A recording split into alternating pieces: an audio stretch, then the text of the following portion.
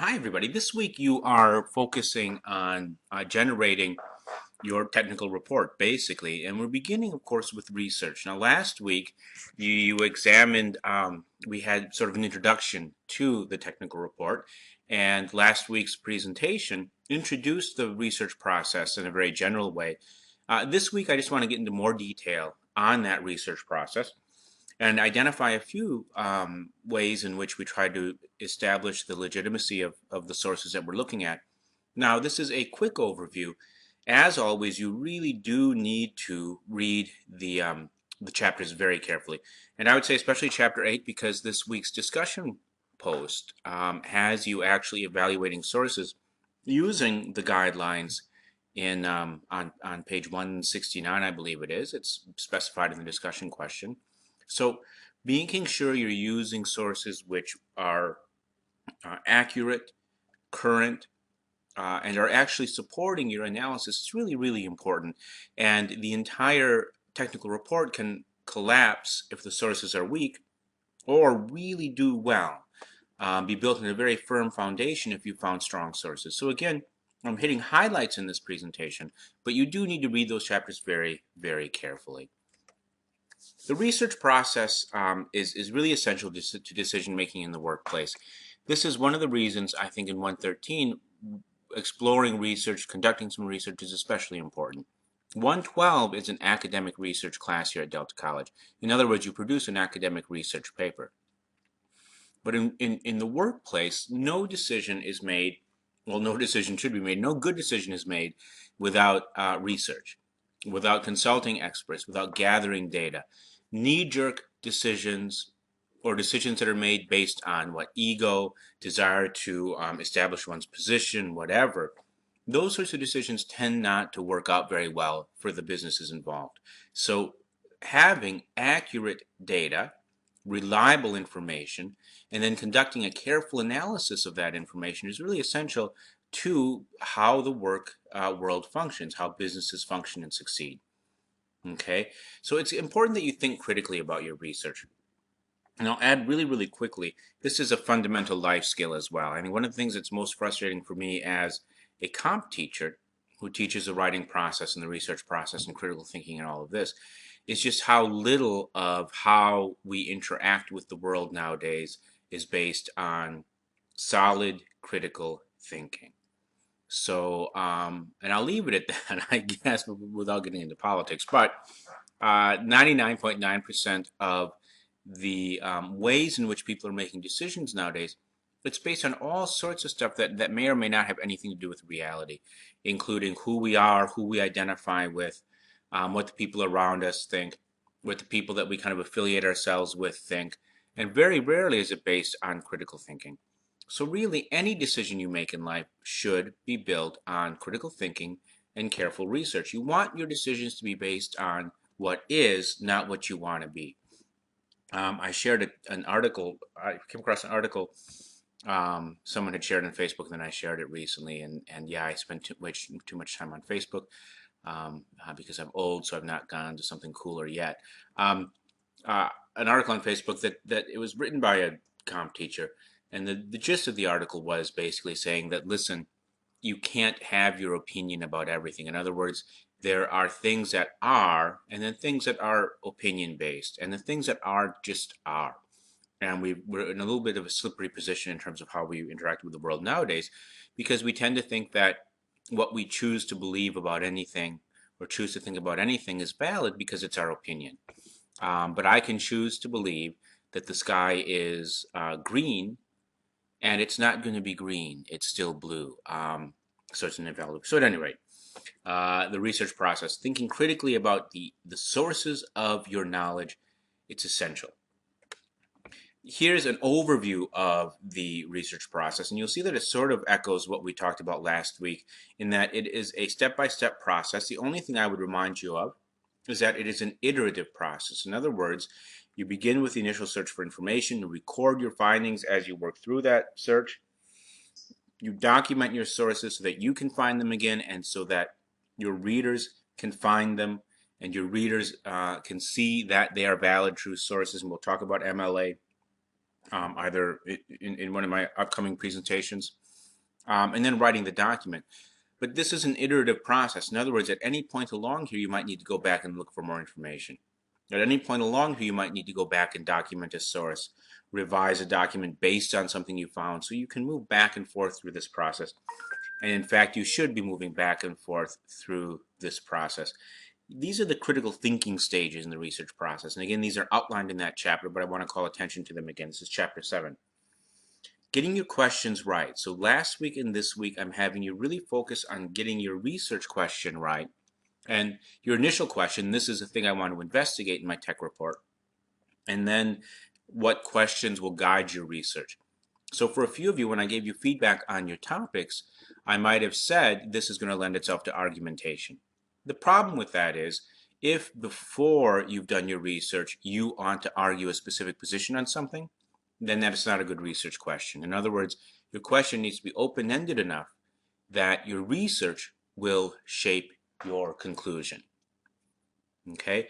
Exploring a balance of views. So again, this is why it's dangerous to come into something with a strong bias. You need to make sure you're looking at experts from various aspects of a case or a situation. This does not mean putting two people who disagree together. And I think this is one of the main issues we sometimes see if you watch 24-hour news. One of the main problems is they feel they've offered a balance of views nowadays if they put a Democrat and a Republican in the same room and had them both share their talking points. And that's not the case at all. If you want a balance of views on something like global warming, you get actual experts to sit and talk about it. You don't get politicians to sit and talk about it. The balance of views are the balance of qualified views. Okay, making sure your research is of adequate depth. We'll talk about that in just a second. Evaluating your findings, and then interpreting your findings. So evaluating your findings means deciding whether you've got solid information, and then interpreting them means applying that analysis, the kind of analysis you've selected for your technical report.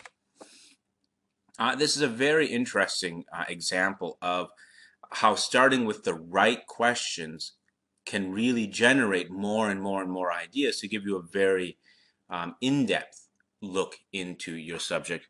This chart is in your text, so I would look at it carefully. This is an example, but this is kind of what you want to look for. And in fact, I would recommend generating one of these mind maps for yourself to kind of because what happens is each time you list a question and you branch off and try to identify sub-questions, you will think of questions that you might not have thought of up front, just making a list of questions. So if you begin with what are the major sources, right? And then you think of what is the most potent source, and this is, I'm kind of going down that second line on the left, then each step makes you think, okay, well, to answer this question, I need to look at this more detailed series of questions. To answer the next question, I have these more specific questions to answer. These then help you decide what to look up when you're conducting your research. So instead of looking for general documents on EMF danger, okay, you can actually look, okay, what is the EMF output, comparative EMF output of computers and appliances, household wiring, power lines, and natural radiation. Okay, so it narrows your search. Getting the adequate depth in your search, and I'm not going to spend too much time on this slide because there's a great graphic on the next one, really has to do with deciding what kinds of sources you're going to use. Okay, so the surface level popular press, 99% of television, okay, moderate level are magazines, usually magazines, sometimes websites, that are tailored for people with a very specific area of interest. And the reason these tend to be more reliable than those surface level publications, something like a Time magazine or a Newsweek magazine or something like that, or a popular news show, these things are written by journalists, put together by editors who have no expertise or even necessarily an interest in the subject matter that they're investigating. So they're basically doing what you're doing. They're conducting research and putting something together. So it's hard for them always to judge the accuracy of what they're trying to say. Trade, business, technical publications, these tend to be targeted towards people who know something about the subject. And so they tend to be written by and edited by people who know something about the subject. They might not be working in the field, they might not be experts, but they've got some exposure and some level of interest. The deepest level then are things like journals, which are designed for people who are working in a profession. So astronomy magazine is largely for people who have kind of a general interest in astronomy, but a journal, an astronomical journal, is designed for people who are working in the field of astronomy. And those journals are actually edited, vetted by peers. That's why they're called peer-reviewed journals. In other words, if I send an article in to an astronomy journal, that article is being reviewed by astronomers, by experts in the field, and it's going to be read by experts in the field. So here's that graphic I was talking about. And just look at how it looks like you're sinking deeper and deeper, but it's looking at depth, the depth in your search. You do not want in your final tech report to be relying on that first level of research, popular media.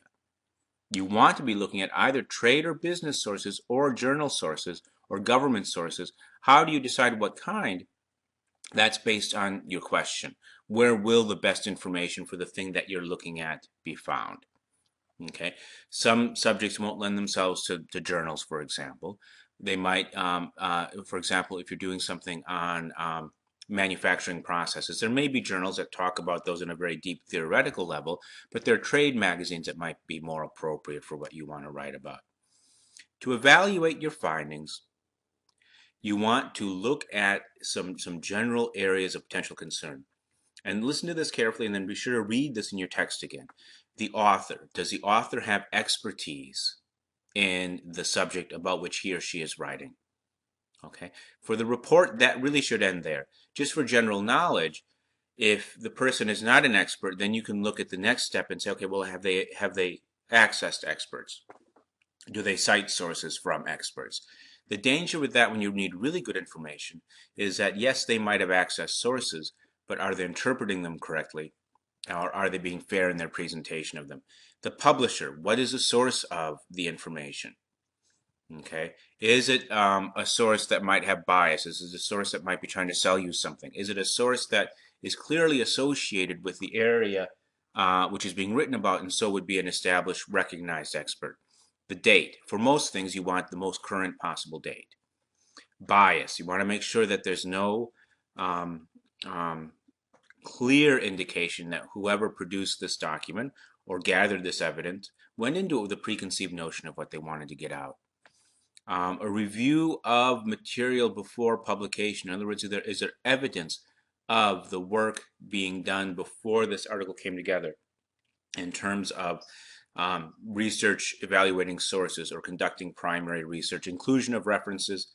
If they haven't cited references and they're giving you all sorts of information, you just can't trust it. If they've included references, and you should look at those references and see how good they are. And then does the thing look reasonably well put together? And this isn't a great criteria because some journal articles, for example, it's just a very bland, blah kind of presentation. But if you're on a website, for example, you have to be careful because it's possible for somebody to do a brilliant website and still be living in their parents' basement and have no expertise in the subject about what you're writing. But if a website looks really shoddy, there's a good chance that that's an individual, even if they've got a .org or a .net domain name on it. Primary and secondary sources, it's important to understand the distinction between these. Primary sources, that's the research that you conduct yourself. So if you do an interview, or if you conduct a survey, that's a primary source. Your research relies most on secondary sources because you're not likely to have direct access to experts. If you do, then an interview is fine. Now, this is an important distinction to make here, though. If you're investigating something medical, for example, you may begin by interviewing your doctor to get an understanding of what you're looking into. That might not find its way into the technical report, because that person might not be an expert in that specific condition or area. If you're going to your general, your GP, your general practitioner, kind of your family doctor, he or she will have expertise, but they may not be an expert in treatments for certain types of cancer. But they will give you useful background information and point you towards those experts. Okay, you ideally combine both of these. Secondary research is, of course, when you look at something someone else has written and published. Types of secondary sources include websites, online news outlets and magazines, journal, magazine, and newspaper articles. And the reason I bring these together, you have to be aware of this. if you find a magazine or a journal article online, it is still a magazine or journal article. It's not a website. A website is a web-only resource. So if you get something through Delta's databases, that's going to be a magazine or a journal article. Okay. Books, blogs, and wikis, for some things, a blog might provide the best expertise. Government publications and other public records. Okay, and I'm not going to spend too much time on this except for I would say begin with your research with the databases that Delta offers you for free before, if need be, going to a Google search. If you go to a Google search, then you want to use those advanced options in Google to really narrow your search. Begin with Delta's resources. You will get more reliable resources from InfoTrack or EBSCO, the databases that we offer you. Be careful of Wikipedia. Wikipedia is a great source if you don't know much about your subject and want to learn more about it, but it does not offer you reliable information necessary because it's unpredictable. You don't know for sure who's written it, and the information will change as people correct it. So you're never certain how reliable the information you're looking at is.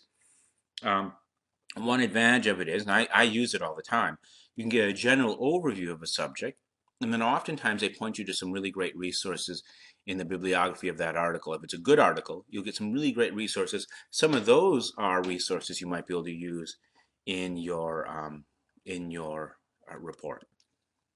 Guidelines for online research, a few quick things.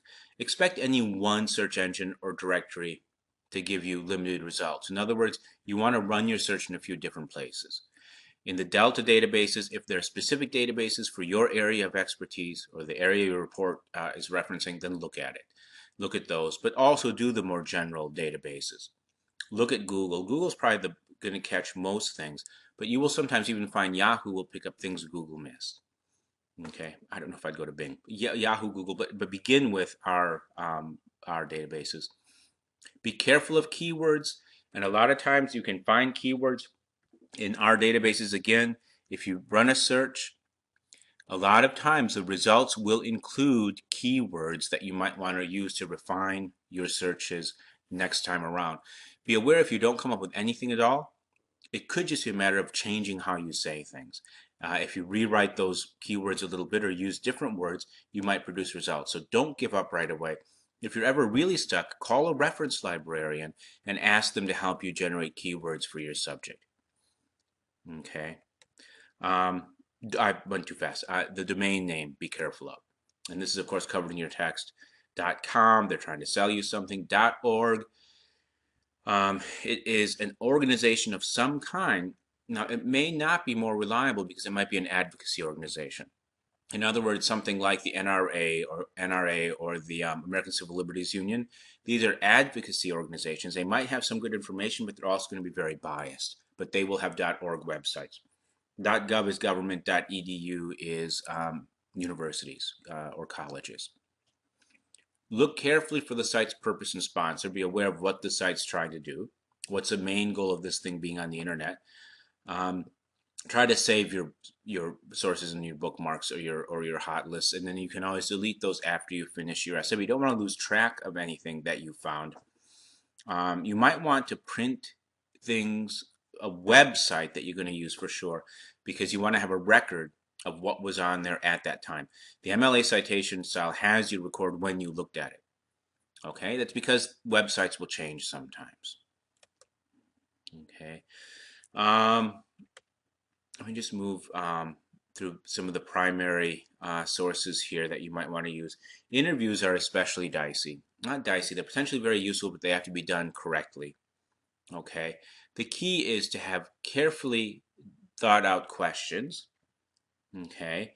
And informational interviews here is really what we're looking at here. Have carefully thought out questions in advance. Make an arrangement with the person for enough time for the interview to take place, or ask them if they will conduct the interview by email. And as you ask the questions, be listening for opportunities to ask follow-up questions.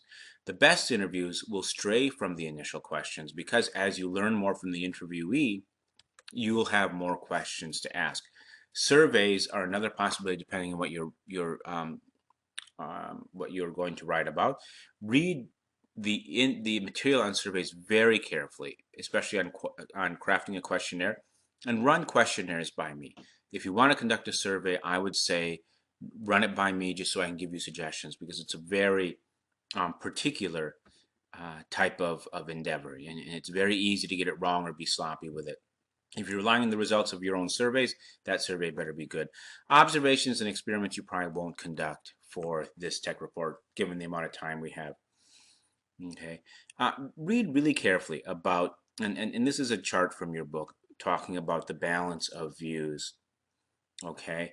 And this is really trying to decide, this goes back to that EMF example earlier on, trying to think of all the possible perspectives from who might have a stake in this, and who might have a perspective, and really being exhaustive in that.